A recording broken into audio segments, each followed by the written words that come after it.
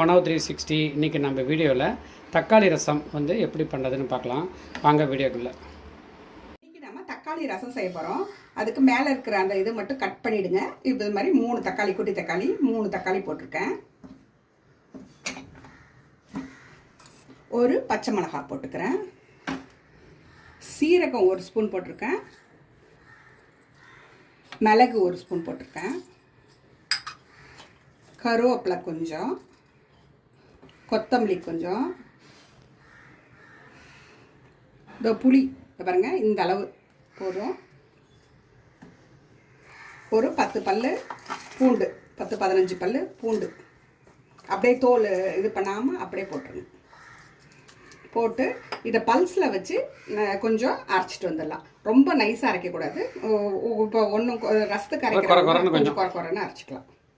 இந்த மாதிரி அரைச்சிட்டு வந்து வச்சுக்கலாம். அந்த தக்காளி பேஸ்ட்டு, தக்காளி புளி எல்லாம். எண்ணெய் ஊற்றி கடுகு 1 ஸ்பூனு, துவரம்பருப்பு ஒரு 3/4 ஸ்பூன் போட்டுக்கோங்க.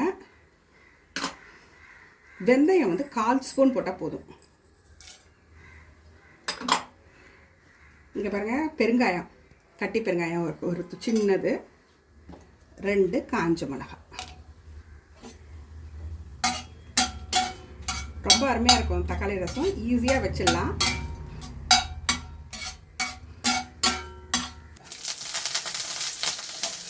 இந்த சாஸை அந்த விழுத அப்படியே போட்டுக்கணும்.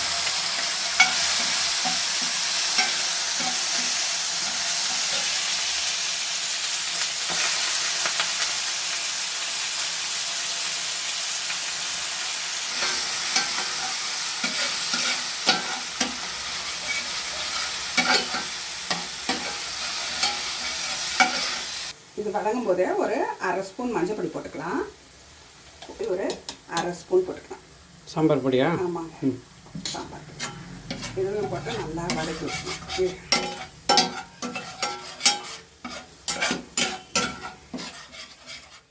தண்ணியும் இதில் விட்டுக்கணுமா? அதை விட்டுக்கணும். அப்புறம் இந்த ஒரு சொம்பு ஊற்றிக்கலாம் வச்சுக்கலாம். ஃபுல்லாக ரசம் தானே இது, அதனால் நல்லா தக்காளி ரசம் நல்லா தண்ணி கொஞ்சம் ஊற்றிக்கலாம்.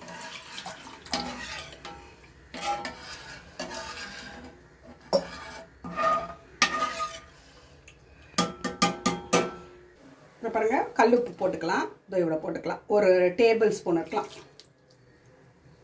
அது எவ்வளோ தேவையோ அவ்வளோ அவங்கவுங்களுக்கு போட்டுக்கலாம். கொஞ்சம் தூக்கலாம்னா கொஞ்சம் அவங்கவுங்க போட்டுக்கிட்டோம்.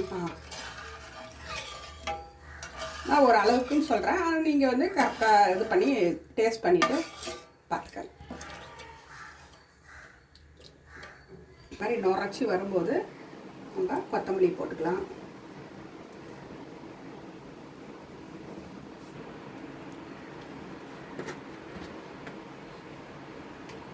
ஒரு ஸ்பூன் நெய் போட்டுக்கலாம்.